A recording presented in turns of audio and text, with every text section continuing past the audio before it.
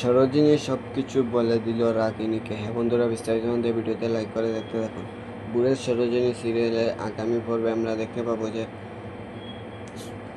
রাগিনী চ্যাটার্জি পুজো করে নিয়ে এলো ফুল সরোজিনীর জন্য। সরোজিনীর মাথায় ছোঁয়াতে যাবে, ঠিক তখনই একটা প্রসাদ সে সরোজিনী খাওয়াতে যাবে। তখনই এসে নর হাতটা ধরে ফেলে বলে, মা এটা কি করছো তুমি? আমি বলেছি না যে সরোজিনীর কিছু খেতে হলে আগে আমি টেস্ট করব, তারপর ওকে খেতে দেব।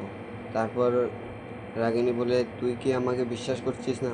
তো নরক বলে, না, আমি এখন কাউকে বিশ্বাস করতে পারছি না এই মুহূর্তে। তারপর রাগিনী বলে, সরোজিনীকে কেন কেউ মারতে চাইবে এভাবে? ঠিক তখনই সরোজিনী বলে, আমি হয়তো কাউকে তাড়া করে ফেলেছি, কারোর হয়তো পুরনো পুরনো কিছু ছিল, সেগুলো আমি ধরে ফেলেছি রিপোর্টার হিসাবে, তার জন্য আমাকে মারতে চাইছে।